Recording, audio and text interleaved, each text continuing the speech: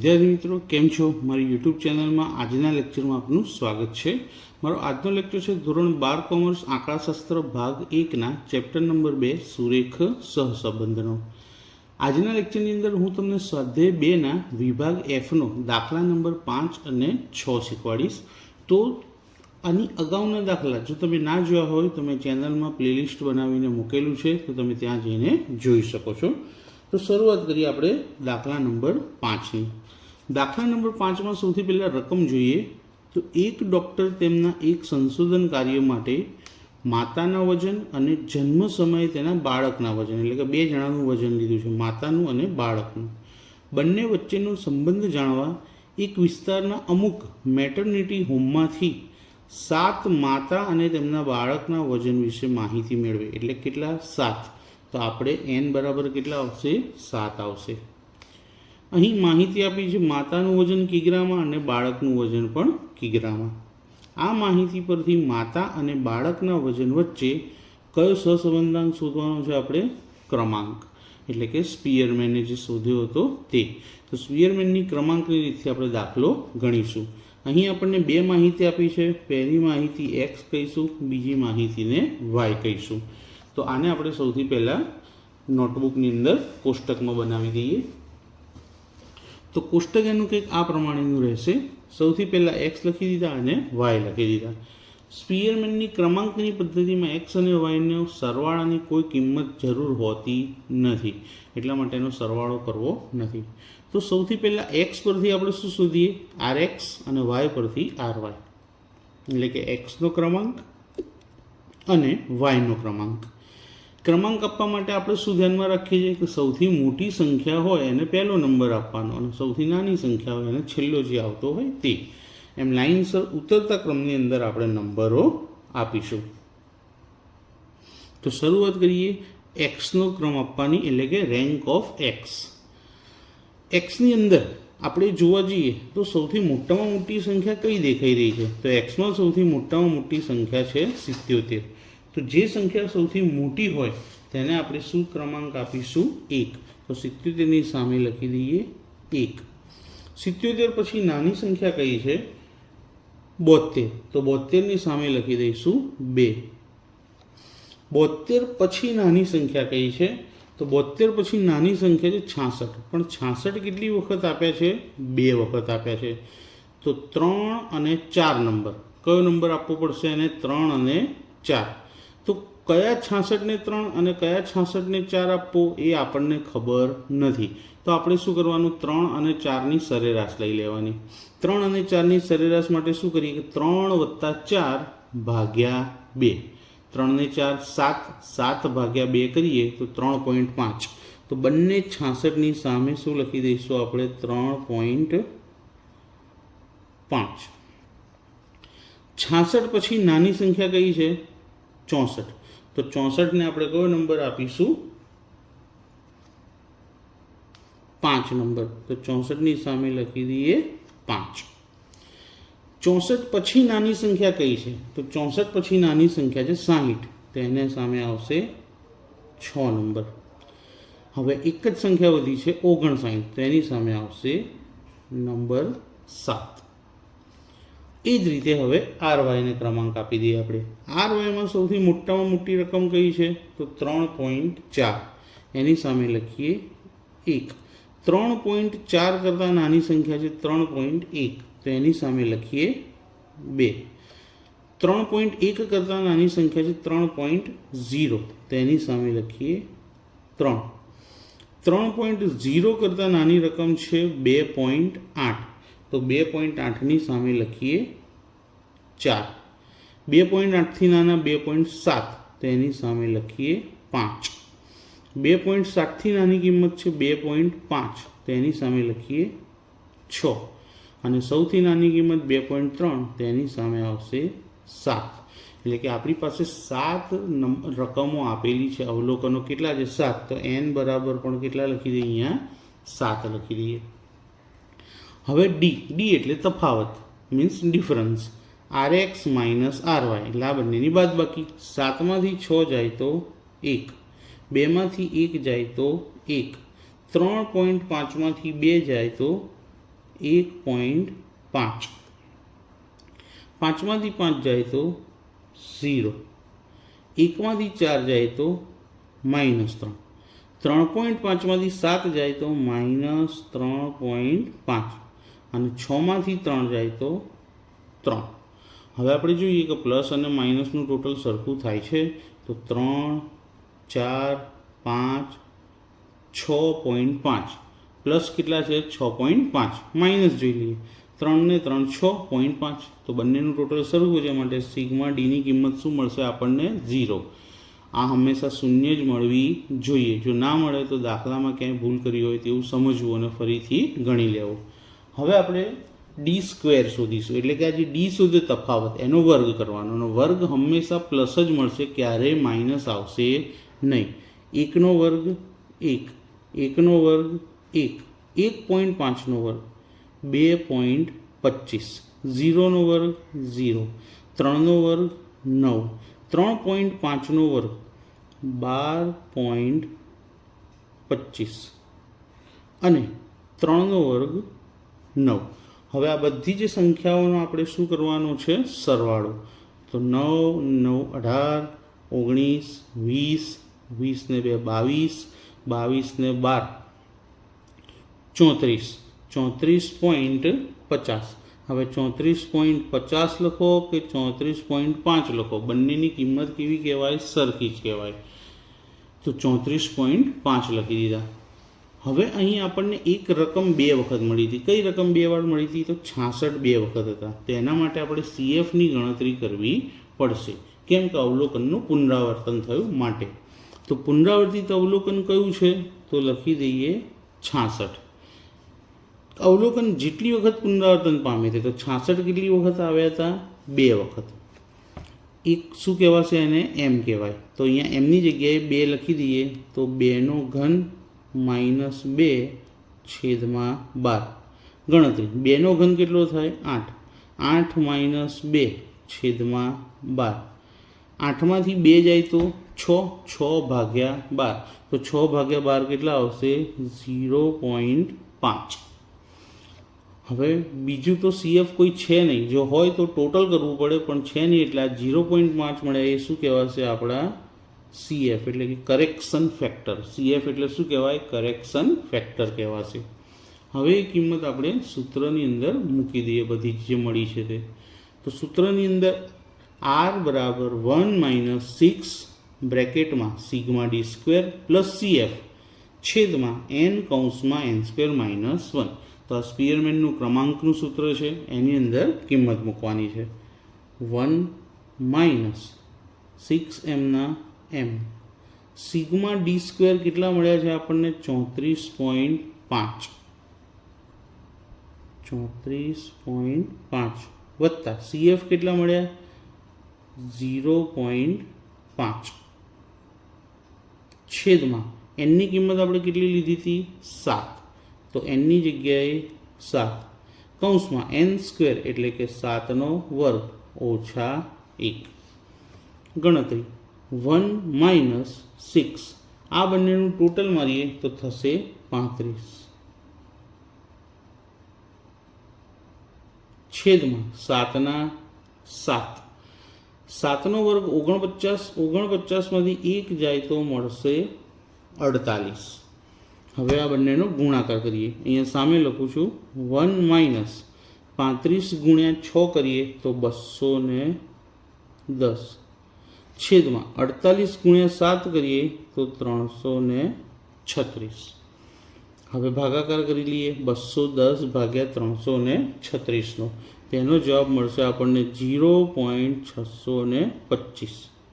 બાદબાકી મળશે આપણને 0.375. પરંતુ આપણે તો હંમેશા પોઈન્ટ પછી કેટલા આંકડામાં જવાબ લખીએ? 2 આંકડામાં. તો માટે R લગભગ 0.38. કેવો જવાબ મળ્યો આપણને? લગભગ 0.38. હવે તેનું અર્થઘટન 0.38 કોની નજીક કહેવાશે? તો તે શૂન્યની નજીક કહેવાશે. તો આરની કિંમત શૂન્યની નજીક છે, માટે બંને ચલ વચ્ચે આંશિક ધન સહસંબંધ છે, તેમ આપણે કહી શકીએ. તો દાખલો એકદમ સરળ હતો. ફક્ત 66 બે વખત આવતા હતા, માટે આપણે CFનું અલગથી કોષ્ટક બનાવવું પડ્યું અને પછી સૂત્ર લખી કિંમત મૂકતા આપણને એકદમ સરળતાથી જવાબ મળ્યો અને આપણે તેનું અર્થઘટન લખ્યું. હવે આવો જ એક બીજો દાખલો જોઈએ, દાખલા નંબર 6. દાખલા નંબર 6 શીખવાડવાની શરૂઆત કરું તે પહેલાં એકવાર રકમ જોઈ લઈએ કે ચોપડીમાં આપણને દાખલા નંબર 6ની શું માહિતી આપેલી છે.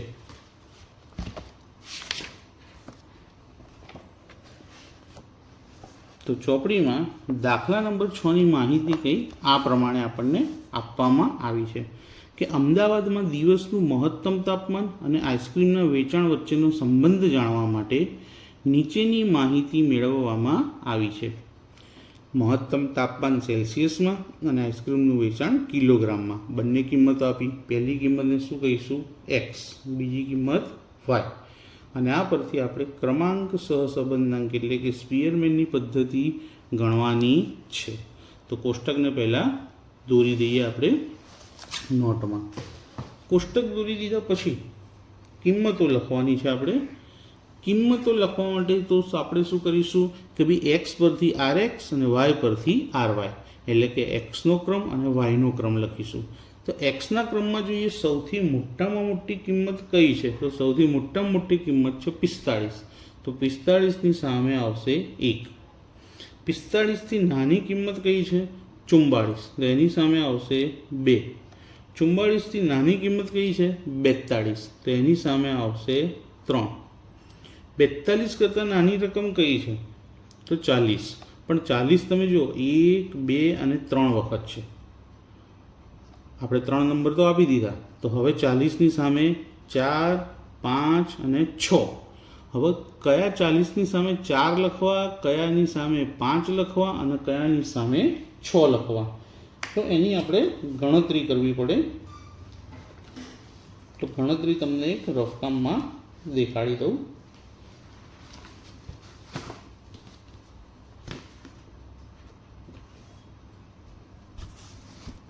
જો આપણી પાસે 40 કેટલી વખત છે? 3 વખત. 40ની સામે કઈ કઈ કિંમતો આવે છે? 4, 5 અને 6. તો કયા 40ની સામે 4, કયાની સામે 5 ને કયાની સામે 6 લખવા એ ખબર નથી, તો આની સરેરાશ લઈ લેવાની કે 4 + 5 + 6. કેટલી સંખ્યાનો સરવાળો કર્યો? 3. તો છેદમાં પણ લખવાના 3. આનું ટોટલ કરીએ તો 6 ને 4 10 ને 5 15/3 5. તો જ્યાં જ્યાં 40 હોય તેની સામે શું આવી જશે? 5 આવી જશે. તો બધા જ 40ની સામે લખી દઈએ 5. તો 5, 5, 5. એટલે આપણે 6 સંખ્યાઓને નંબર આપી દીધા છે.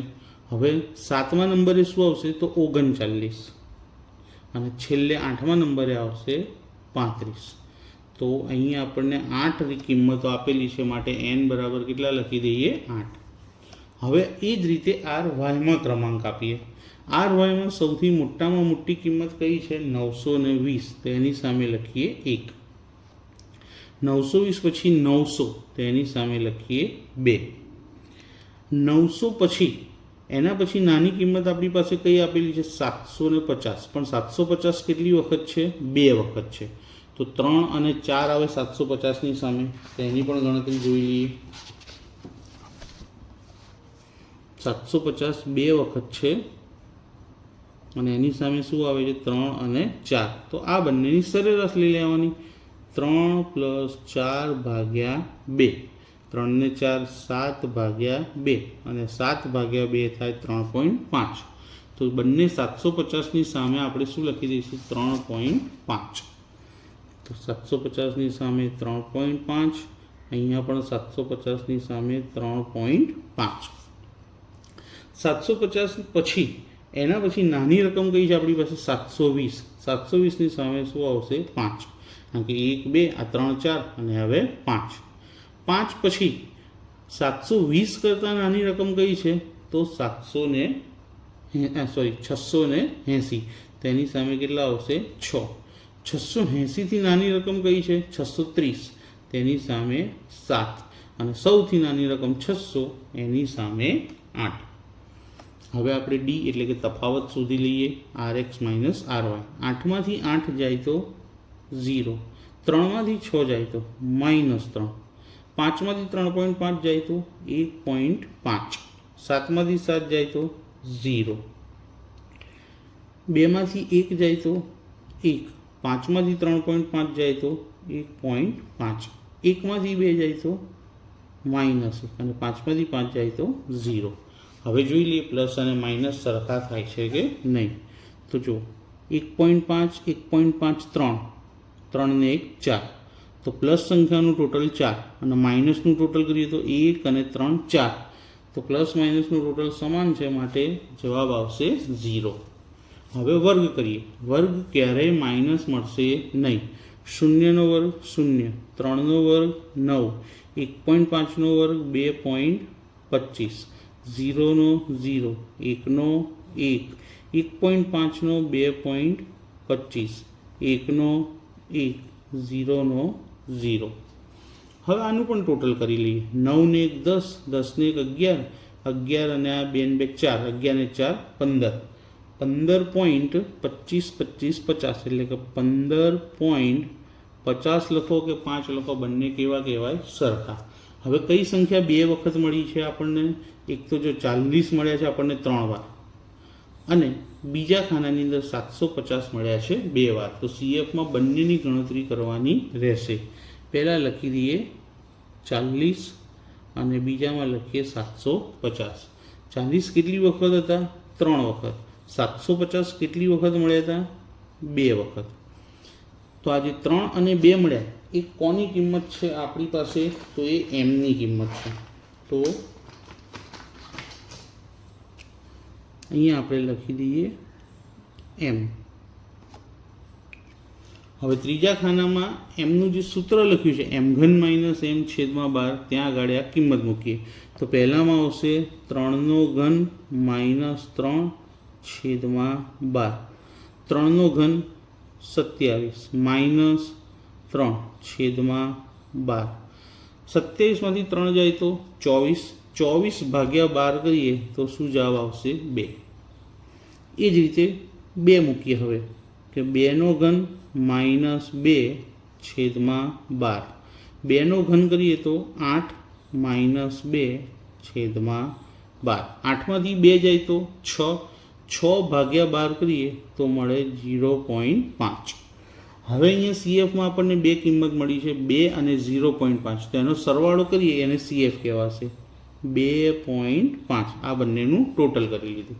હવે આ બધી જ કિંમત આપણે ક્યાં મૂકવાની છે? સૂત્રમાં.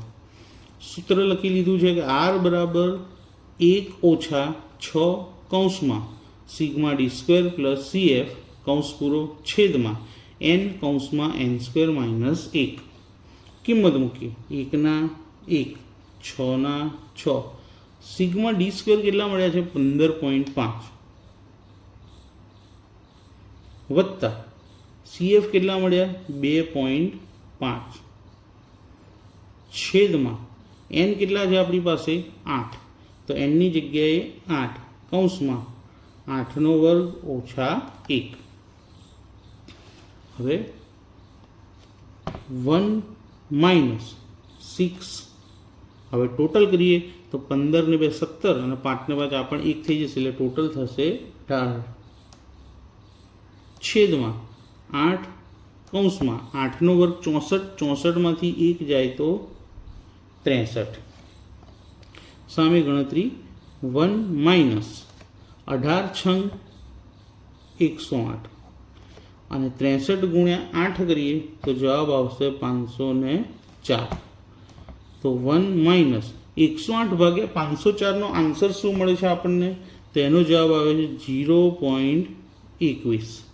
તો માટે R એટલે કે સહસંબંધાંક લગભગ આપણને મળશે, આ બેની બાદબાકી કરવાથી 0.79.